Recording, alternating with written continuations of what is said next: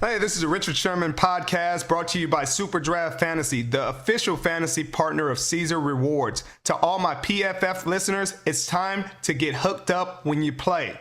Get a $10 bonus when you deposit 10 by using the code PFF at registration. Just download SuperDraft and start playing games like Super 15. Get your hands on some cash prizes, Caesar Rewards credits, and more. We're even hooking you up with free PFF Elite subscription when you sign up. Just download the SuperDraft app on Apple or Play Store. Use the code PFF when you create an account, deposit $10, and get a free PFF Elite subscription. The offer is only eligible for new accounts. Sorry, everybody who's already subscribed, but new accounts, it's exciting. SuperDraft paid fantasy contests are available in 34 states. Must be 18 or older to play. Paid contests in most states. Visit superdraft.io for all eligibility restrictions. Well, I'm the best corner in the game. Don't you ever talk about me. Picked off. It is Richard Sherman. It's picked off by Sherman. Now, buckle up. Here he goes. And it is intercepted by Richard Sherman. Broken up. Picked off. This game is over. All right, another week, another wonderful time for the Richard Sherman podcast with my guy, Mitch Eisenstein. Sorry for the delay. We had some technical difficulties last week. We had Devontae Adams on, and unfortunately, we had a, technical issue and error, but, things happen. I appreciate having him on. We tried to share some of those quotes with you. But this week, we've got through the wild card weekend, and not every game was exciting, Mitchell.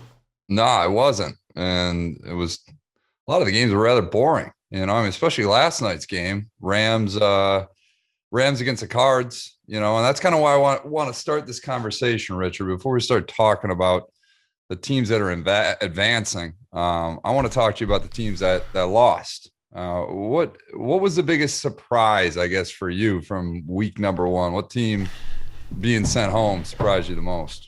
There was no surprises for me. That the playoffs went exactly how I thought it would. I thought Green Bay would. I thought San Francisco would upset Dallas. I thought that was a bad matchup for them. Obviously, Kyle in the playoffs is a magician, Kyle all the time, but I think he saves his best work for the playoffs. And I think it's going to be a great matchup with them in Green Bay. I think people underestimate what San Francisco did to Green Bay. San Francisco wasn't even supposed to be in the game with Green Bay earlier this season. They were injured, they were beat up, and it was a 2-point ball game, 28-30. But there were no big surprises for me. Well, Richard, on that note, too, we talked about it last week. You told me point blank the Cowboys were going to lose to San Fran. And so while you might not be the master at daily fantasy football, I think you got a good pulse on what's going on in the world of football. So no shock there. And then, you look at the matchup between Green Bay and San Fran. I know you've been in a couple battles, obviously, with San Fran against the Packers in the playoffs. And it seems like Niners have the Packers number. Like you said, I would have to imagine the Packers are a little nervous about that matchup as their opening playoff round matchup. I would expect them to be incredibly nervous. I think the last time they played, San Francisco was at a disadvantage, had some injuries. Devontae had a fantastic, spectacular game, as he always does. That's the all-pro he is.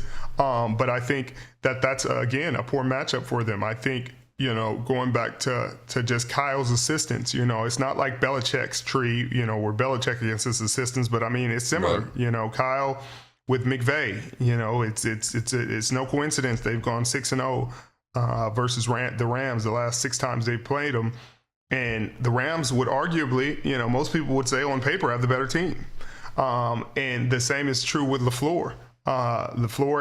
Kyle understands him, he understands the system, he understands the defense he's going against, and Green Bay has to show they can stop the run. They don't have Raheem Mostert with San Francisco for him to run for 200 yards. But again, Deebo Samuels has evolved and emerged as a very capable back, along with Elijah Mitchell, and they're going to have their hands full. Yeah, and then we look at your guys' matchup against the Rams, and you look at the Monday night game, Rams against the Cardinals. The scoreboard was shocking, but seeing how the Cardinals played down the stretch, it really isn't that shocking. Do you think the Cardinals were a fraud all season, or did they just kind of regress to the mean? No, I mean, it's Cliff Kingsbury. You know what I mean? It's his MO. It was his MO in college. It's his MO in the league. You know, he's a poor second half of the season coach. And, you know, I mean, who knows what that is? Who knows what the cause of that is? I think a lot of times in the league, you know, you can scheme up the first 8 weeks of the season, but once people have your tricks, they have they have the tape on you, they have the film, they can study you up, then they have your tendencies. Then can you evolve, and can you keep evolving? And I don't think they did. You know, I don't think they've been getting slapped around too. I mean, they came into Detroit and lost by, I think, 3 scores, you know, I mean, and then last night, it wasn't even like, they looked like the worst playoff team out there.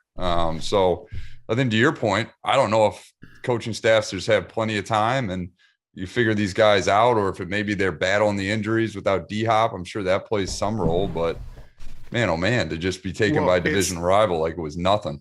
It's tough because, I mean, it's one of those situations where, especially defensively, they've been opportunistic, just like Dallas. You know, they benefited from a ton of turnovers, and that's you live by the sword, die by the sword. It's like 3-point shot in basketball. You know, if it's off one game, if you don't get turnovers one game, then can you play? Can you still be dominant? And you can't. You know, those teams shown that they don't have the fundamentals, they don't have the base foundation to win those games. And I don't know if it's the quarterback play. You know, obviously Kyler was a big part of that, throwing 2 interceptions.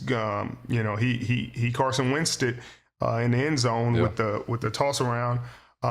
And you need better than that from him. You know, it starts with him. But defensively, I mean, for the first few drives of the game, they did what they should have done. Obviously, they gave a touchdown, but you can't win like that. Let's look at your matchup this week, Richard. Buccaneers against the Rams. Obviously, you've had a ton of experience with the Rams, but and the Rams got the Bucs number early in the season. What is it about this week's matchup that's different from the one earlier in the season that gives you guys hope? Well, I mean, if you lose, you go home. You know, Tom Brady being 14-2 in divisional games, you know, obviously gives the team a ton of confidence, gives him a ton of confidence. You know, you got to go out there and play the game. You know, it's a good matchup on both sides of the ball. Obviously, it's going to be a great matchup between their defensive line, our offensive line, their offensive line, our defensive line. You know, it's going to be a really good matchup. I think it's probably the best matchup of the week in terms of evenly matched teams. Yeah, and it looks like, you know, last night Odell got more involved. Is he back, do you think? Is this back to prime Odell, or is he still getting back there? Well, you know, I don't know. Prime Odell, you know, I don't know if he'll ever be back there. He was an incredibly dominant player there. But is he doing exactly what they need him to do in Los Angeles? 100%. He's doing exactly what they need him to do. They need him to be a complementary piece to Cooper Kupp, and he's doing that. You know, he's given him another weapon. He's given them production. You know, he's given him a lot of production. Matt Stafford has started to look to him more as people double Cooper Kupp, and you know, their offense is obviously benefiting because of it.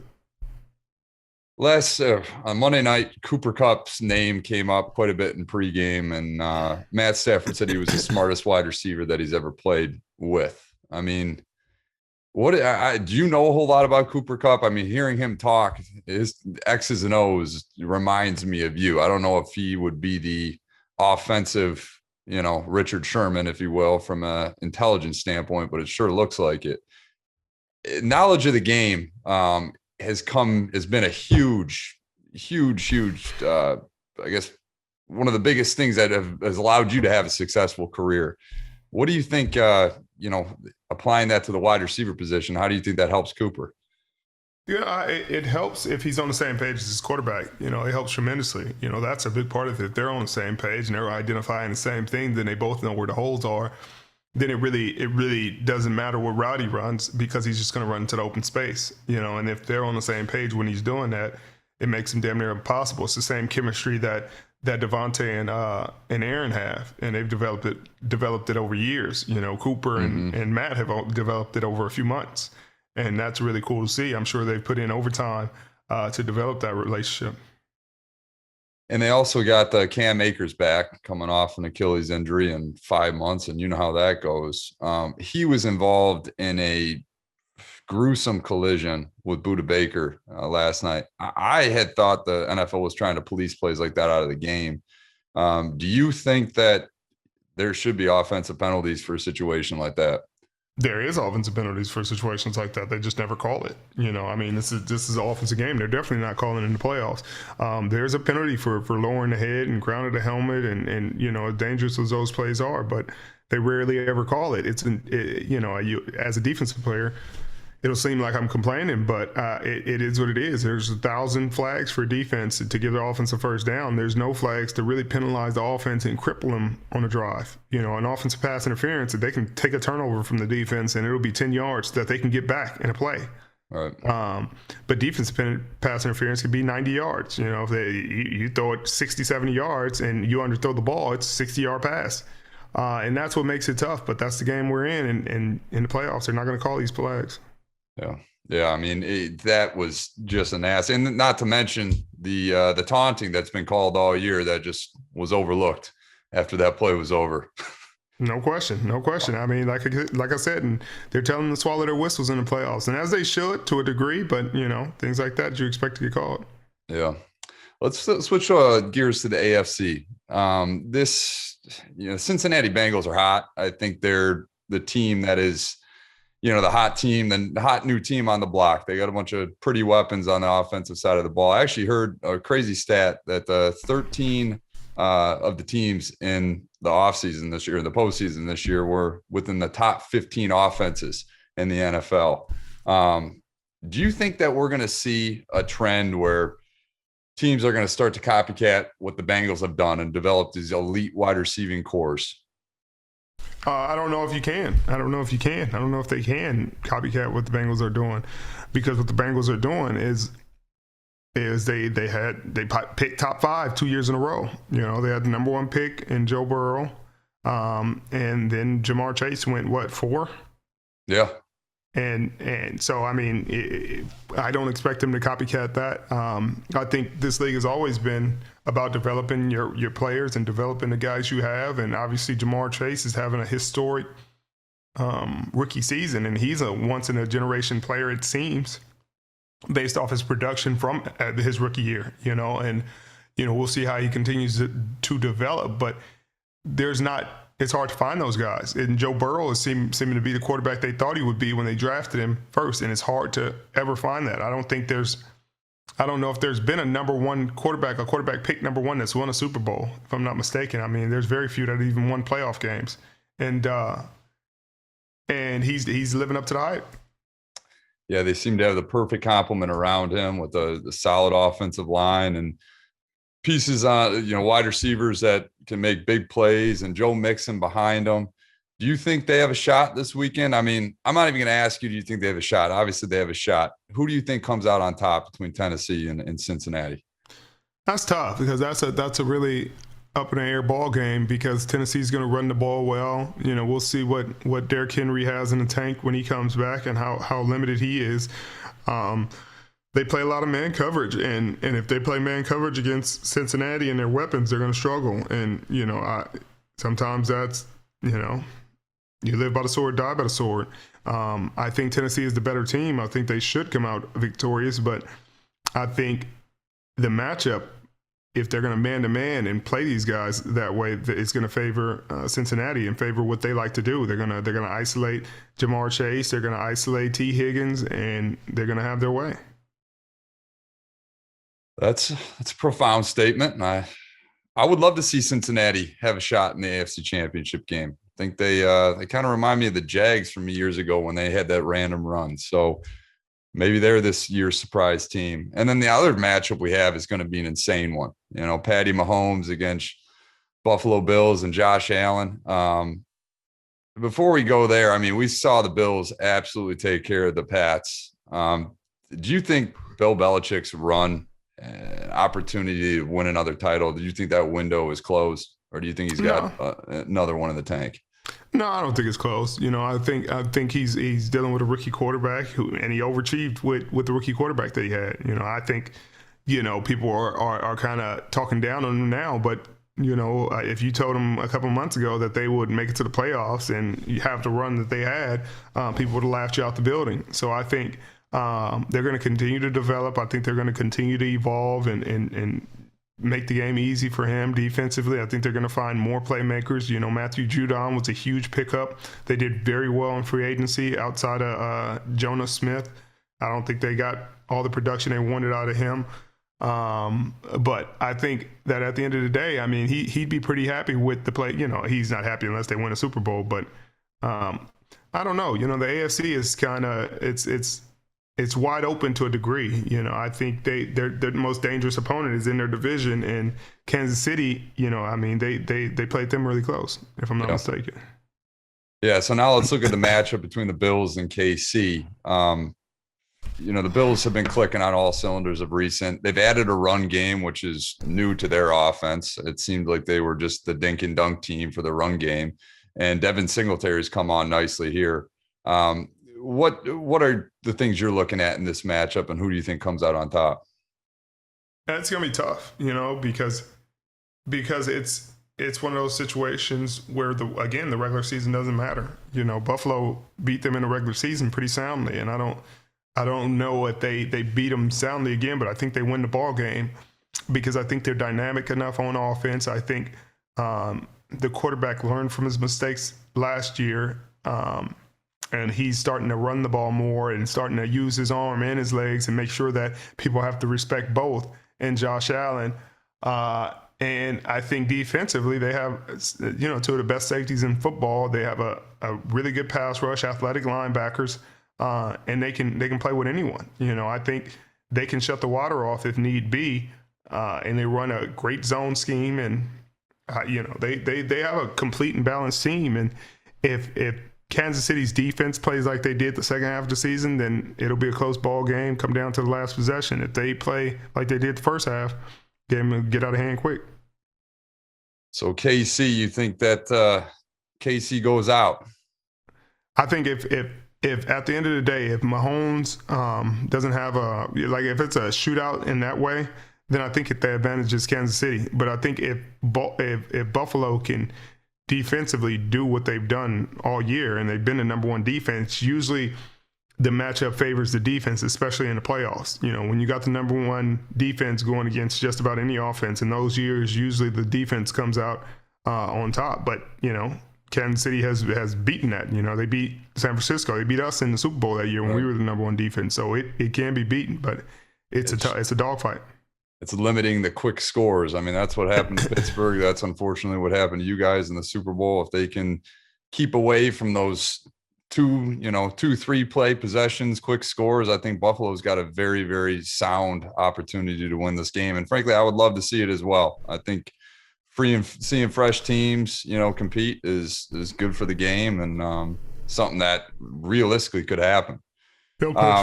Your former quarterback with the 49ers, Jimmy G's, had a lot of criticism. I mean, they drafted Trey Lance, they moved up and mortgaged their future to get Trey Lance, and it just it helps you guys get to a Super Bowl. Is pretty much done everything asked of them, but everyone's looking for the next, to next year.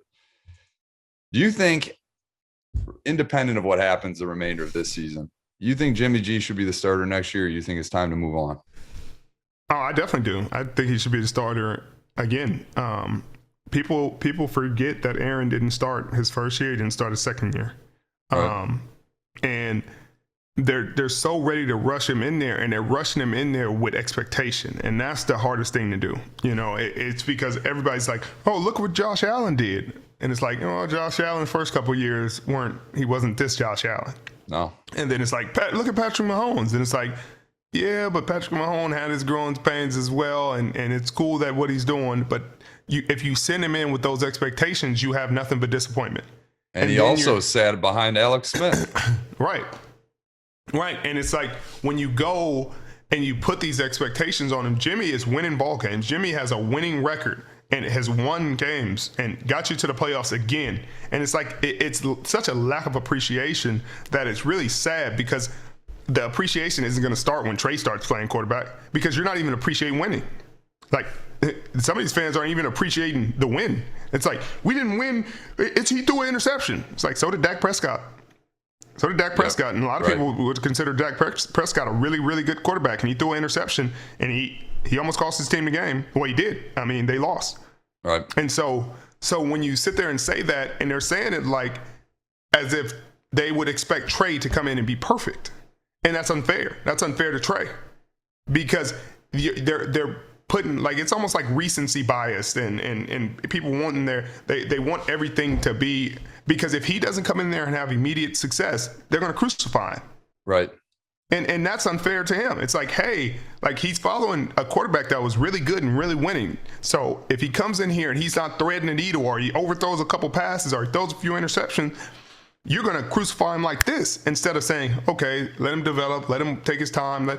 And that's the part where I think Jimmy G needs to continue to stay, because while they have this window, they want immediate success. Like, these fans want, hey, I want it now. And I'm not sure you would get that immediately with Trey, because he's a young quarterback, he may be, go off immediately and be an all-pro. But if he's not, it gets to be a really messy situation. I agree with you 100%, Rich. I mean, the Niners are in a championship window right now. I think Jimmy has all the tools to help, bring that championship home.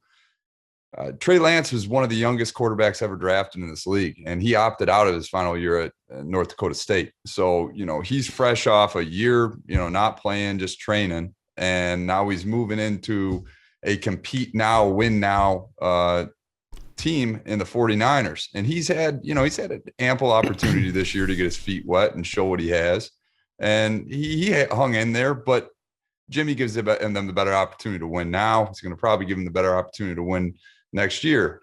What they do have after that is they have their future in Trey Lance on a rookie contract with a bunch of guys that are going to be veterans, hungry to win. If in year 3 Trey Lance becomes that Patty Mahomes, comes that Josh Allen, now we're talking, but I think, to your point, Rich, you don't want to put the cart before the horse, especially with these rookie QBs and young QBs, because you're going to ruin their mindset right away.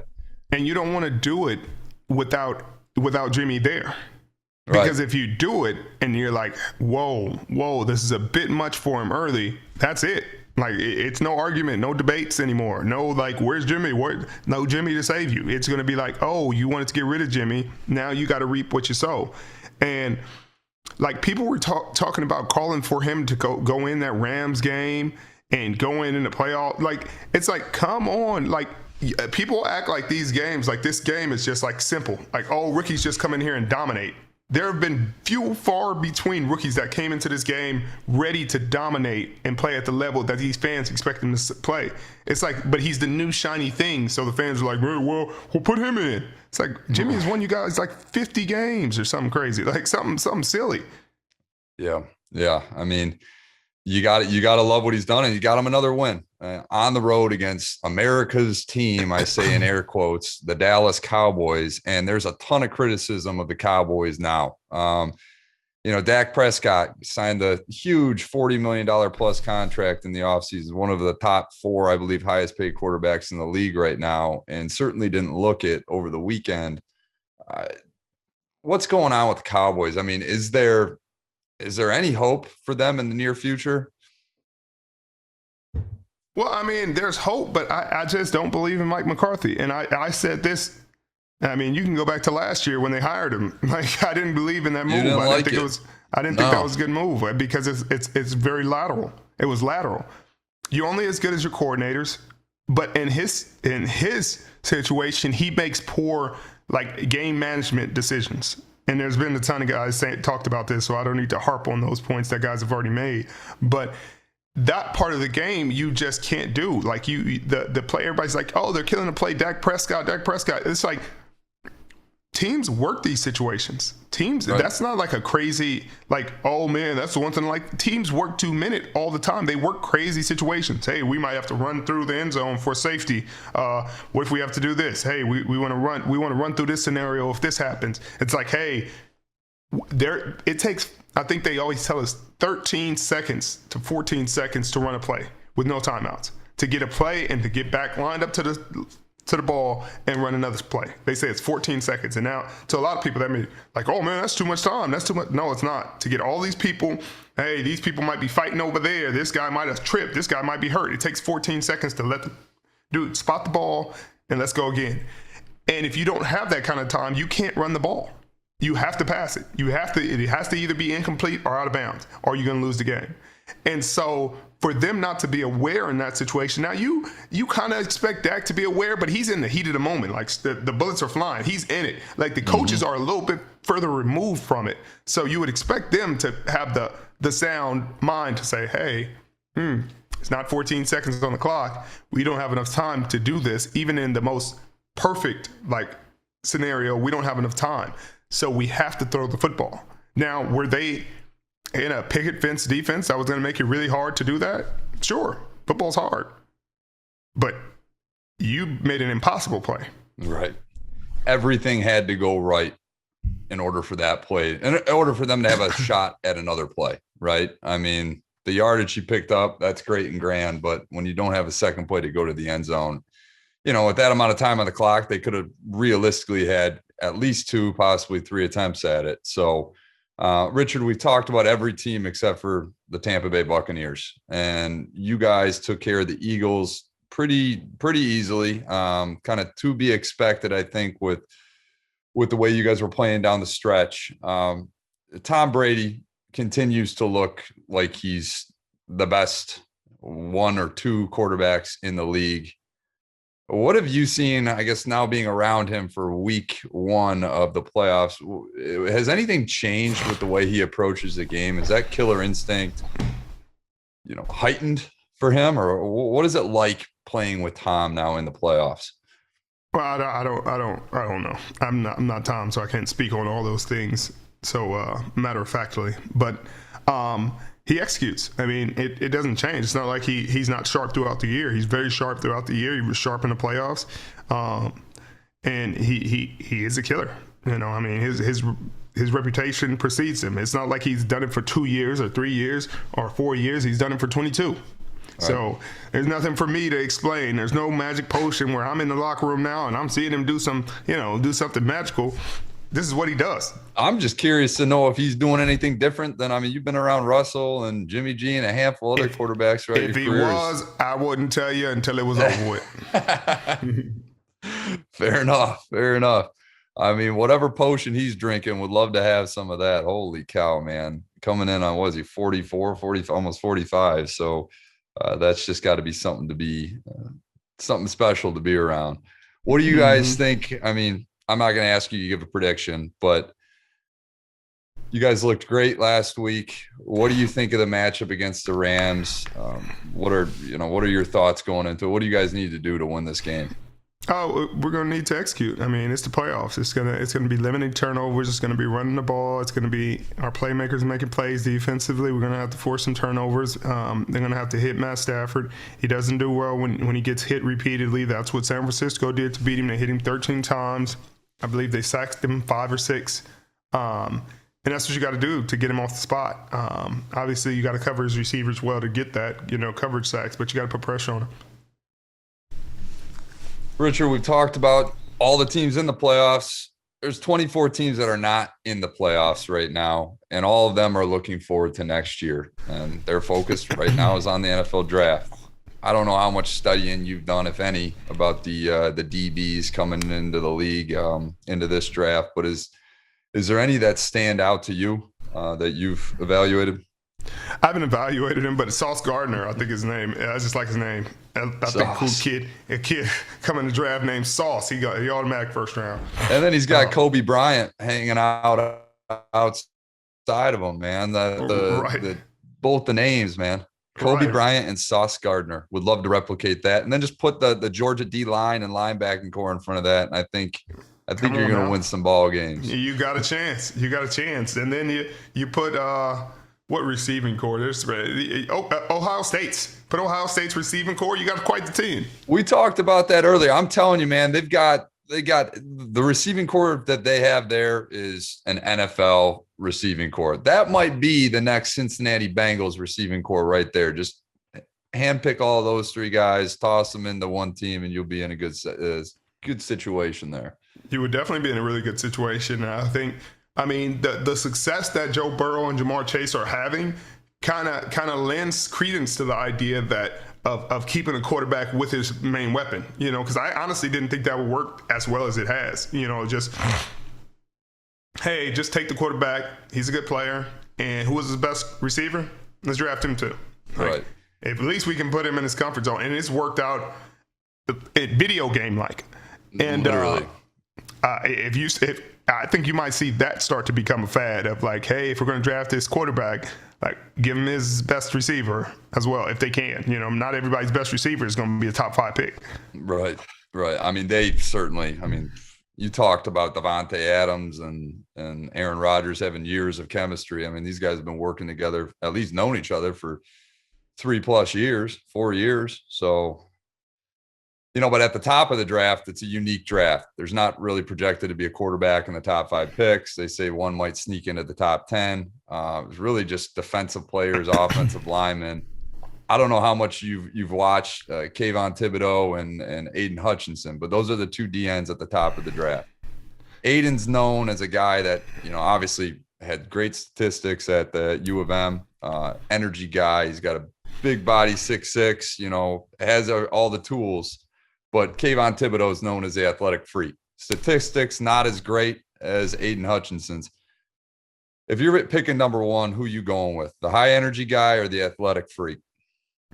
It depends on which scheme I'm in. You know, I think if I'm Jacksonville, you already have Josh Allen, very athletic guy, very dynamic.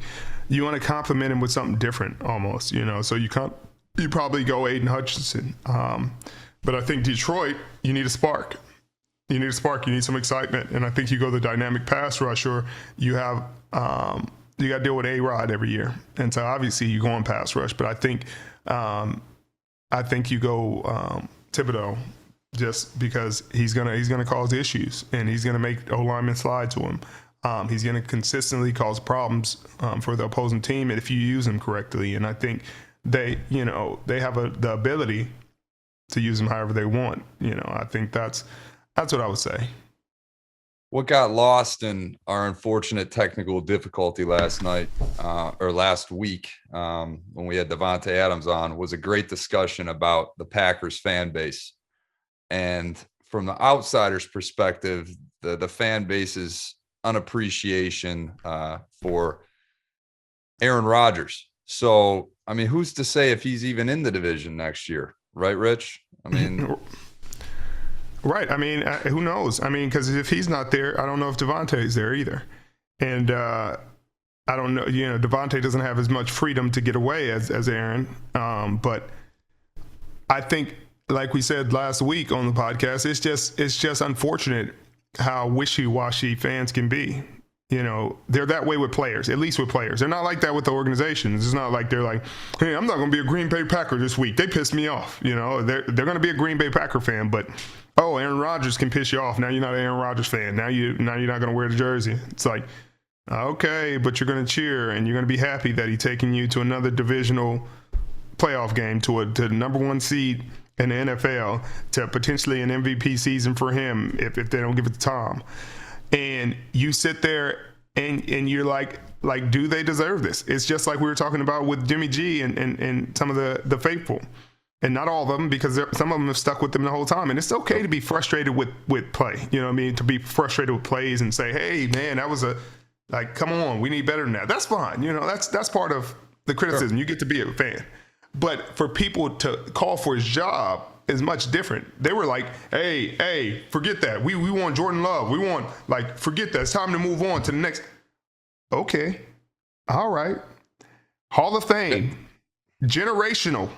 One of the best, not the best of this time period. One of the best ever.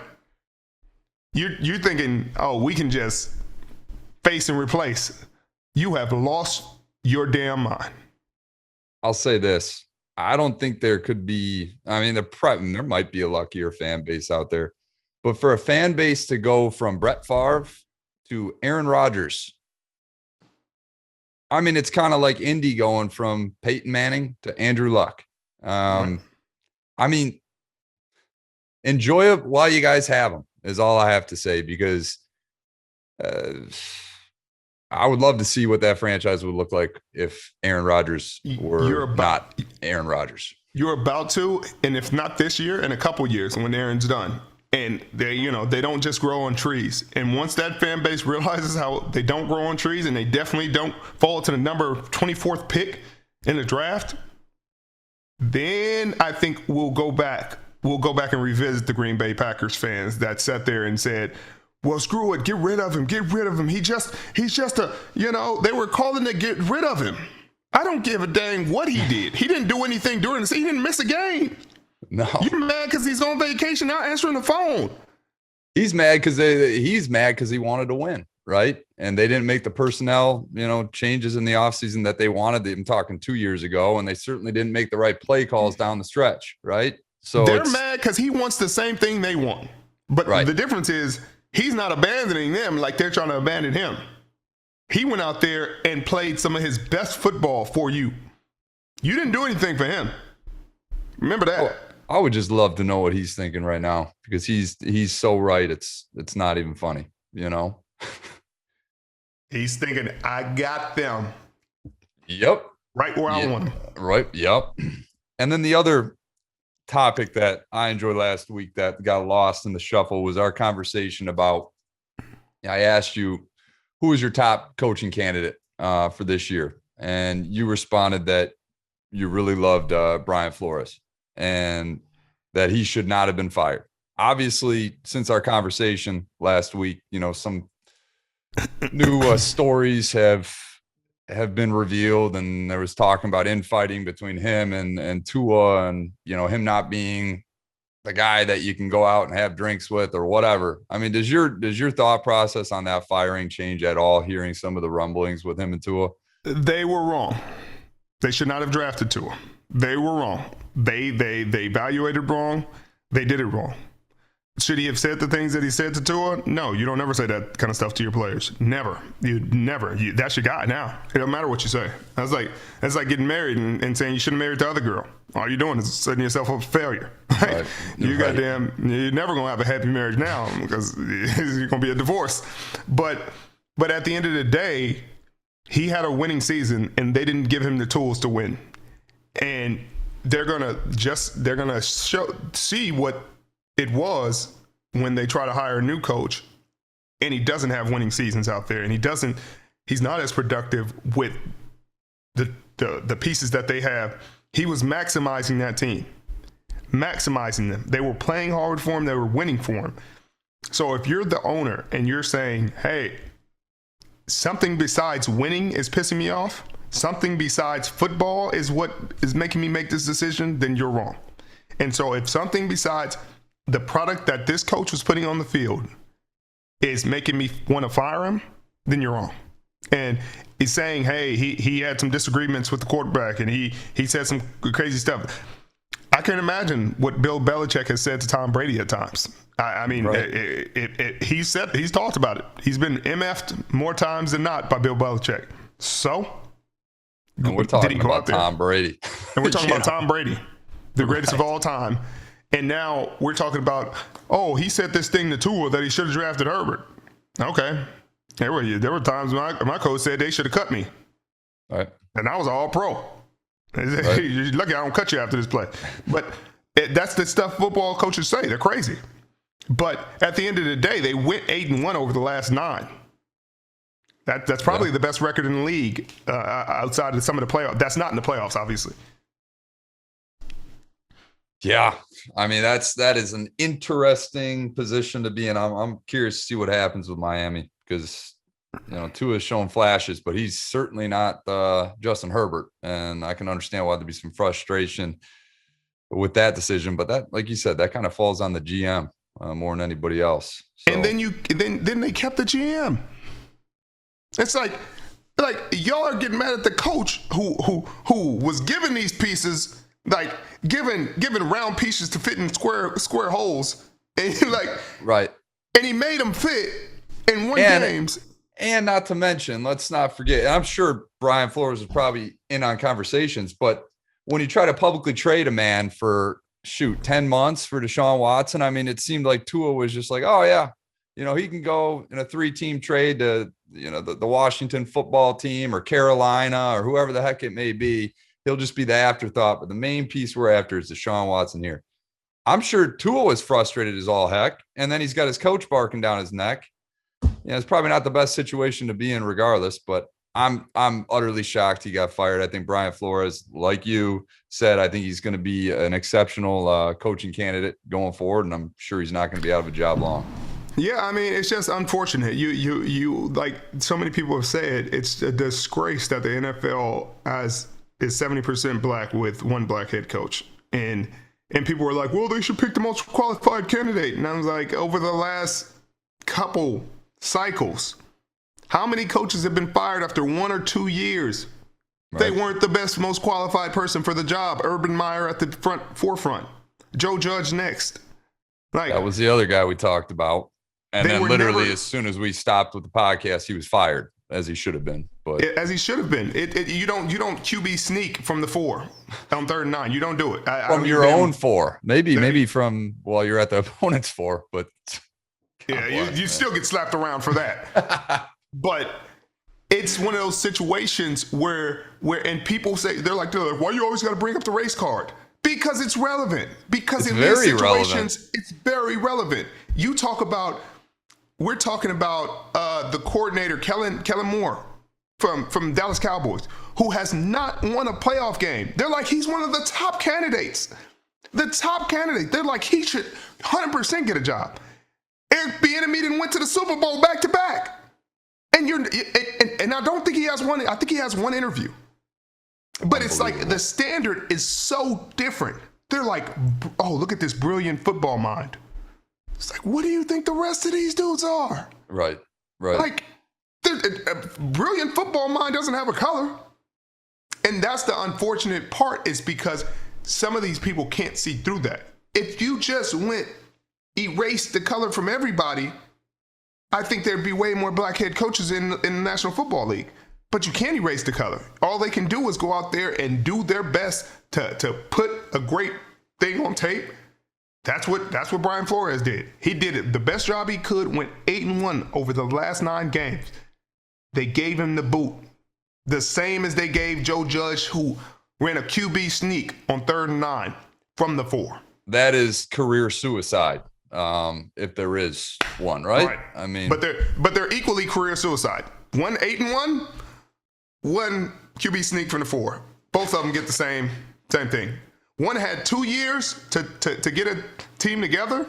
Looked like he had gotten it figured out. The only mistake I would say is when they didn't play Fitzmagic in that first year. They should have went to the playoffs the first year he was there, and whoever's decision that was should have been fired then.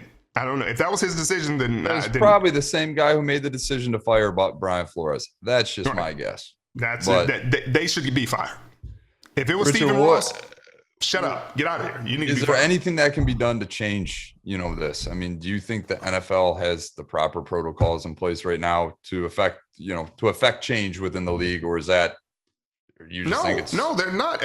Until owners are comfortable being around black men. That's it. You know what I mean? I guess maybe the owners take some culture classes and learn to be more diverse and learn to step out of their comfort zone. Because again, they have to be able to communicate with these people. Like, the owners talk to the head coaches all the time, like on a consistent basis. And I think there is there's a disconnect. Yeah. And it's like, you hate to say it, you hate to think it, but there is. That's the honest truth. Well, Richard, you're in the coaching ranks right now, so. Right. You know what I mean? If y'all looking for a head coach job for me, you know what I mean? I'm not interviewing right now till after playoffs and all that good stuff. Oh, man. Well, Rich, it's been fun. I'll let you sign us off, and then we'll have to make our super draft, Super 15 picks, which good luck again this week on that. They didn't even give me but I appreciate you guys. Appreciate you, Mitchell, joining me again. It was fun. Next week we'll probably have a guest. We almost had my girl Erin this week, but schedules didn't line up. But it was good seeing you the other day. We're gonna get it again next week. and know that I'm going to beat Mitchell in this Super Draft, Super 15, obviously brought to you by SuperDraft. Get in on it, download the app. Catch us on next time. Signing out. Hey, this is a Richard Sherman podcast brought to you by SuperDraft Fantasy, the official fantasy partner of Caesar Rewards. To all my PFF listeners, it's time to get hooked up when you play. Get a $10 bonus when you deposit 10 by using the code PFF at registration. Just download SuperDraft and start playing games like Super 15. Get your hands on some cash prizes, Caesar Rewards credits, and more. We're even hooking you up with free PFF Elite subscription when you sign up. Just download the SuperDraft app on Apple or Play Store. Use the code PFF when you create an account, deposit $10, and get a free PFF Elite subscription. The offer is only eligible for new accounts. Sorry, everybody who's already subscribed, but new accounts, it's exciting. SuperDraft paid fantasy contests are available in 34 states. Must be 18 or older to play. Paid contests in most states. Visit superdraft.io for all eligibility restrictions. All right, here we go. And all right, I'm not gonna do all that. So this week, SuperDraft Super 15. It should be OY, your guy, me, gonna beat Mitchell. Don't need to hear all that. Nope. Okay, Mitchell. Joe Burrow with my $5 pick. Gotta have it. Joe, I need you to be what you're going to be. Second, Deebo Samuel with my $5 pick. 2 $5 picks. Come on now. Y'all not hearing me. I need to eat this week. So now y'all obviously understand I can't. Yeah, I don't have a lot of money left. So with my $2 pick, Brandon Ayuk, who had a fantastic game last week and is going to have another fantastic game. A guy who I expect to be a bit of a horse this week for his team because they're going to double team Devontae. Marquez Valdez-Scantling. Ooh. For my other $2 pick, and for my $1 pick, Juwan Jennings. He's gonna have a big game. Play well. I don't mind that. I had Brandon Ayuk penciled in as well, so I'll have to make that change just so we don't double dip there. But I think that's a good strategy, Rich. I went with a different strategy. I shied away from $5 guys, so I'm just gonna go with a couple $4 picks here. I'm going to go with the always consistent, a little bit of a dual threat quarterback, Ryan Tannehill. I think a lot's going to be expected of him this week. Hopefully they get a healthy Derrick Henry back to give him some more success in the play action game. But independent of that, he's got a lot of weapons in A.J. Brown and Julio Jones, among others. I like Tannehill. Then I'm going to ride with my guy who we've been talking about a lot lately, Jamar Chase. He's had another exceptional week last week. I think the Bengals are going to live and die by the passing game. I think they're going to give him the ball a lot. I like him with the second choice. Then for $3 pick, I'm going to go with former teammate, the People's tight end, George Kittle. We talked about it a bit on the podcast. I think it's going to be a close game, and if the Niners get behind, they might abandon the running game a bit, and Kittle is a perfect option to pick up a ton of points. I think he's a safe bet with the $3 choice. Then I got $4 left, so I'm gonna call an audible on my planning here, and I'm gonna go with another $3 pick. I'm gonna go with Elijah Mitchell. Same reasoning. Richard likes the Niners this week. I like the Niners this week as well. Elijah Mitchell's been playing really good lately. I'm going to go with him. My lineup right now, I know Richard's worried. He's like, man, I didn't know you could assemble a lineup like that.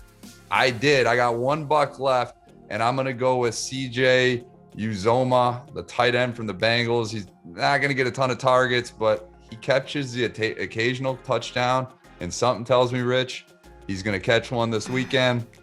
It's going to move me to 9-3 on the year. And, our friends at SuperDraft have been asking me for my advice a lot lately. And I just tell them to watch what I do on this podcast. Hey, Super Draft, you guys need to, he had a fluky, he had a very Arizona Cardinals first half of the season. And, I'm going to go ahead and get hot in these playoffs. So go ahead and follow your boy. It's time for you guys to make your picks for the Super Draft Super 15. You know where to go.